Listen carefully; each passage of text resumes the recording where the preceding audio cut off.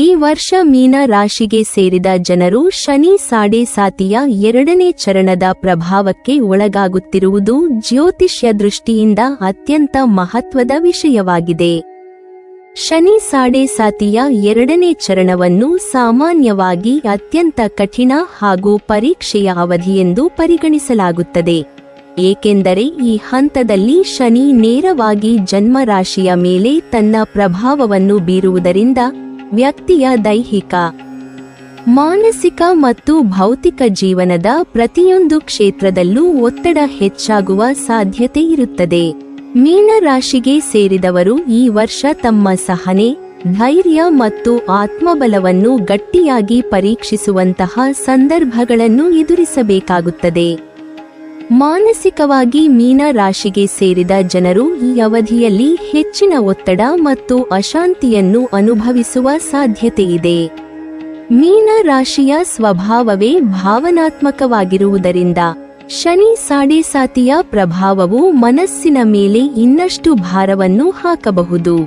ಸಣ್ಣ ವಿಷಯಗಳಿಗೂ ಹೆಚ್ಚು ಚಿಂತಿಸುವ ಸ್ವಭಾವ, ಆತಂಕ, ನಿರಾಶೆ ಹಾಗೂ ಒಂಟಿತನದ ಭಾವನೆ ಹೆಚ್ಚಾಗಬಹುದು. ಕುಟುಂಬದಲ್ಲಿ ಅಥವಾ ಕೆಲಸದ ಸ್ಥಳದಲ್ಲಿ ಉಂಟಾಗುವ ಜಗಳಗಳು ಮನಸ್ಸಿಗೆ ಗಾಢವಾದ ನೋವನ್ನುಂಟು ಮಾಡಬಹುದು. ಕೆಲವೊಮ್ಮೆ ಯಾರೂ ನಿಮ್ಮನ್ನು ಅರ್ಥ ಮಾಡಿಕೊಳ್ಳುತ್ತಿಲ್ಲ ಎಂಬ ಭಾವನೆ ಕಾಡಿ ಆತ್ಮವಿಶ್ವಾಸ ಕುಗ್ಗುವ ಸಾಧ್ಯತೆಯೂ ಇರುತ್ತದೆ. ಹಣಕಾಸಿನ ವಿಷಯದಲ್ಲಿ ಈ ಅವಧಿ ಮೀನ ರಾಶಿಗೆ ಸೇರಿದವರಿಗೆ ಹೆಚ್ಚು ಸವಾಲಿನಾಯಕವಾಗಿರುತ್ತದೆ. ಆದಾಯ ಮತ್ತು ಖರ್ಚಿನ ನಡುವೆ ಸಮತೋಲನ ಕಾಪಾಡಿಕೊಳ್ಳಲು ಕಷ್ಟವಾಗಬಹುದು. ಅನಿರೀಕ್ಷಿತ ವೆಚ್ಚಗಳು, ಸಾಲದ ಒತ್ತಡ ಅಥವಾ ಹಣ ಕೈಯಲ್ಲಿ ನಿಲ್ಲದಿರುವ ಪರಿಸ್ಥಿತಿ ಉಂಟಾಗಬಹುದು. ಹಳೆಯ ಹೂಡಿಕೆಗಳಿಂದ ನಿರೀಕ್ಷಿತ ಲಾಭ ದೊರಕದೆ ನಿರಾಸೆ ಎದುರಾಗಬಹುದು. ಶನಿ ಸಾಡೆ ಸಾತಿಯ ಪ್ರಭಾವದಿಂದಾಗಿ ಹಣಕಾಸಿನ ವಿಷಯಗಳಲ್ಲಿ ವಿಳಂಬ, ಅಡೆತಡೆಗಳು ಹೆಚ್ಚಾಗುವ ಸಾಧ್ಯತೆ ಇರುವುದರಿಂದ ಈ ಅವಧಿಯಲ್ಲಿ ದೊಡ್ಡ ಹಣಕಾಸಿನ ತೀರ್ಮಾನಗಳನ್ನು ಮುಂದೂಡುವುದು ಒಳಿತು. ಸಂಬಂಧಗಳ ವಿಚಾರದಲ್ಲಿಯೂ ಶನಿ ಸಾಡೆ ಸಾತಿಯ ಕೆಟ್ಟ ಪ್ರಭಾವವನ್ನು ಸ್ಪಷ್ಟವಾಗಿ ಕಾಣಬಹುದು. ದಾಂಪತ್ಯ ಜೀವನದಲ್ಲಿ ಅಸಮಾಧಾನ, ತಪ್ಪು ತಿಳುವಳಿಕೆಗಳು ಮತ್ತು ಸಂವಹನದ ಕೊರತೆ ಸಮಸ್ಯೆಗಳನ್ನು ಹೆಚ್ಚಿಸಬಹುದು. ಕುಟುಂಬ ಸದಸ್ಯರೊಂದಿಗೆ ಮನಸ್ತಾಪಗಳು, ಸ್ನೇಹಿತರೊಂದಿಗೆ ದೂರವಾಗುವ ಪರಿಸ್ಥಿತಿ ಉಂಟಾಗಬಹುದು. ಮೀನ ರಾಶಿಗೆ ಸೇರಿದವರು ಹೆಚ್ಚು ಭಾವನಾತ್ಮಕವಾಗಿರುವುದರಿಂದ ಇತರರ ಮಾತುಗಳನ್ನು ಅತಿಯಾಗಿ ಮನಸ್ಸಿಗೆ ತೆಗೆದುಕೊಳ್ಳುವ ಸಾಧ್ಯತೆಯಿದೆ. ಇದರಿಂದ ಸಂಬಂಧಗಳಲ್ಲಿ ಬಿರುಕು ಮೂಡುವ ಸಂದರ್ಭಗಳು ಹೆಚ್ಚಾಗಬಹುದು. ಈ ಸಮಯದಲ್ಲಿ ಸಹನೆ ಮತ್ತು ಸಂಯಮದಿಂದ ವರ್ತಿಸುವುದು ಅತ್ಯಂತ ಅಗತ್ಯ. ಆರೋಗ್ಯದ ವಿಚಾರದಲ್ಲಿ ಮೀನ ರಾಶಿಗೆ ಸೇರಿದವರು ಈ ವರ್ಷ ಬಹಳಷ್ಟು ಎಚ್ಚರಿಕೆಯಿಂದ ಇರಬೇಕಾಗಿದೆ. ಶನಿ ಸಾಡೆ ಸಾತಿಯ 2ನೇ ಚರಣದಲ್ಲಿ ದೇಹದ ಶಕ್ತಿ ಕುಗ್ಗುವ ಸಾಧ್ಯತೆ ಇರುತ್ತದೆ. ಹಳೆಯ ರೋಗಗಳು ಮತ್ತೆ ತಲೆದೋರಬಹುದು ಅಥವಾ ನಿರ್ಲಕ್ಷ್ಯ ಮಾಡಿದ ಆರೋಗ್ಯ ಸಮಸ್ಯೆಗಳು ಗಂಭೀರವಾಗುವ ಸಂಭವವಿದೆ. ವಿಶೇಷವಾಗಿ ನರ ಸಂಬಂಧಿತ ಸಮಸ್ಯೆಗಳು, ನಿದ್ರಾಹೀನತೆ, ಜೀರ್ಣಕ್ರಿಯೆಯ ತೊಂದರೆಗಳು ಅಥವಾ ಮನೋವೈಕಲ್ಯಗಳಿಗೆ ಸಂಬಂಧಿಸಿದ ಸಮಸ್ಯೆಗಳು ಹೆಚ್ಚಾಗಬಹುದು. ಆದ್ದರಿಂದ ನಿಯಮಿತ ಆರೋಗ್ಯ ತಪಾಸಣೆ, ಸರಿಯಾದ ಆಹಾರ ಕ್ರಮ ಮತ್ತು ವಿಶ್ರಾಂತಿ ಅತ್ಯಗತ್ಯ.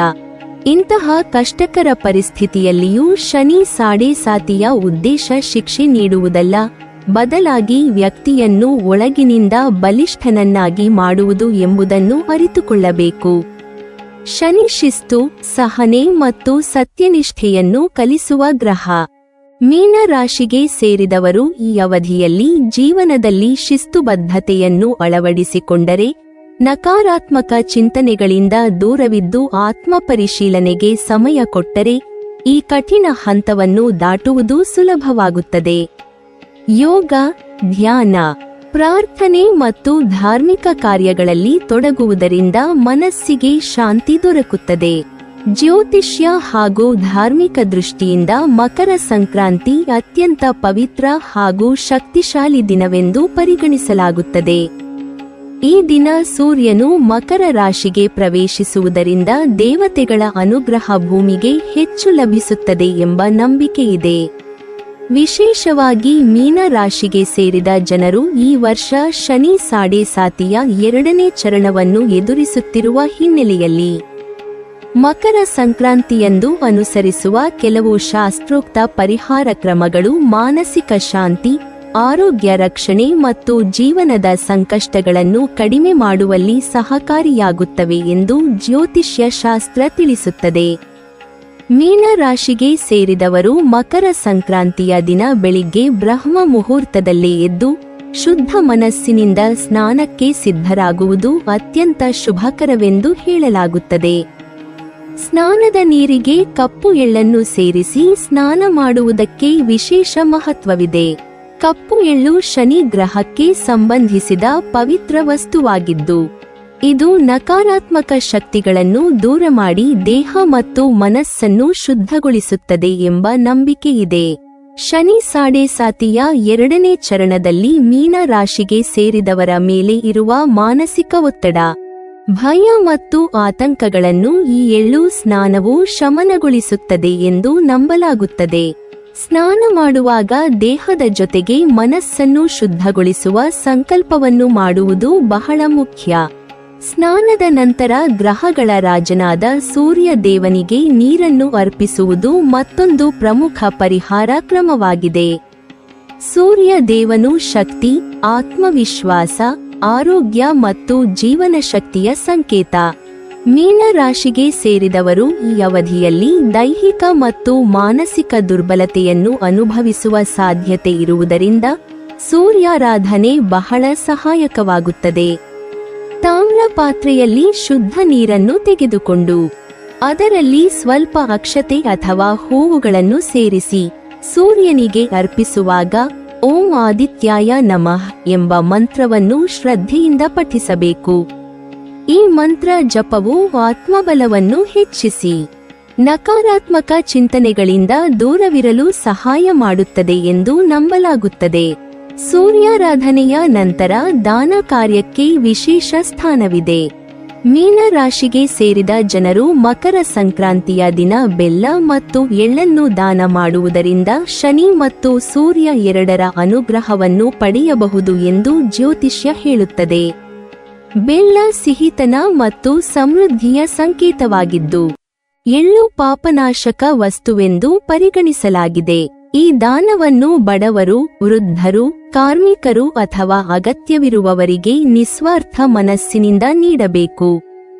ದಾನ ಮಾಡುವಾಗ ಅಹಂಕಾರವಿಲ್ಲದೆ ಒಳಿತಿನ ಭಾವನೆಯೊಂದಿಗೆ ನೀಡಿದರೆ ಅದರ ಫಲ ಅನೇಕ ಪಟ್ಟು ಹೆಚ್ಚಾಗುತ್ತದೆ ಎಂಬ ನಂಬಿಕೆಯಿದೆ.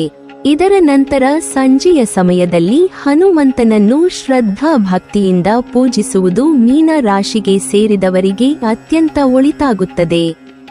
ಹನುಮಂತನು ಶಕ್ತಿ, ಧೈರ್ಯ, ಭಕ್ತಿ ಮತ್ತು ನಕಾರಾತ್ಮಕ ಶಕ್ತಿಗಳ ನಾಶಕನಾಗಿ ಪೂಜಿಸಲ್ಪಡುವ ದೇವರು. ಶನಿ ಸಾಡೆ ಸಾತಿಯ ಸಮಯದಲ್ಲಿ ಹನುಮಂತನ ಆರಾಧನೆ ಶನಿಯ ದುಷ್ಪ್ರಭಾವವನ್ನು ಕಡಿಮೆ ಮಾಡುತ್ತದೆ ಎಂಬ ಗಾಢ ನಂಬಿಕೆಯಿದೆ. ಹನುಮಂತನ ಪೂಜೆಯ ವೇಳೆ ಹನುಮಾನ್ ಚಾಲೀಸಾ ಅಥವಾ ಸರಳವಾಗಿ ರಾಮನಾಮವನ್ನು ಜಪಿಸುವುದರಿಂದ ಮನಸ್ಸಿಗೆ ಧೈರ್ಯ ಮತ್ತು ಸ್ಥಿರತೆ ದೊರಕುತ್ತದೆ. ಇದು ಮೀನ ರಾಶಿಗೆ ಸೇರಿದವರು ಎದುರಿಸುತ್ತಿರುವ ಭಯ, ಒತ್ತಡ ಮತ್ತು ಆರೋಗ್ಯ ಸಮಸ್ಯೆಗಳನ್ನು ಎದುರಿಸಲು ಆತ್ಮಬಲ ನೀಡುತ್ತದೆ. ಒಟ್ಟಿನಲ್ಲಿ ಈ ವರ್ಷ ಮೀನ ರಾಶಿಗೆ ಸೇರಿದವರಿಗೆ ಶನಿ ಸಾಡೆ ಸಾತಿಯ 2ನೇ ಚರಣವು ಕಷ್ಟ, ಒತ್ತಡ ಮತ್ತು ಸವಾಲುಗಳಿಂದ ಕೂಡಿದ ಅವಧಿಯಾಗಿದ್ದರು ಇದು ಜೀವನದ ಮಹತ್ವದ ಪಾಠಗಳನ್ನು ಕಲಿಸುವ ಕಾಲವಾಗಿದೆ. ಧೈರ್ಯ, ಸಹನೆ ಮತ್ತು ಜಾಣ್ಮೆಯಿಂದ ಈ ಅವಧಿಯನ್ನು ಎದುರಿಸಿದರೆ ಮುಂದಿನ ವರ್ಷಗಳಲ್ಲಿ ಜೀವನದಲ್ಲಿ ಸ್ಥಿರತೆ, ಆತ್ಮವಿಶ್ವಾಸ ಮತ್ತು ಒಳಿತಿನ ದಾರಿ ತೆರೆದುಕೊಳ್ಳುತ್ತದೆ. ಈ ಸಮಯವನ್ನು ಭಯದಿಂದಲ್ಲ, ಆತ್ಮವಿಕಾಸದ ಅವಕಾಶವಾಗಿ ಸ್ವೀಕರಿಸುವುದೇ ಮೀನ ರಾಶಿಗೆ ಸೇರಿದವರಿಗೆ ಅತ್ಯಂತ ಒಳಿತಾದ ಮಾರ್ಗವಾಗಿರುತ್ತದೆ. ನೀವಿನ್ನೂ ನಮ್ಮ ಚಾನೆಲ್ ಅನ್ನು ಸಬ್ಸ್ಕ್ರೈಬ್ ಮಾಡಿಲ್ವಾ?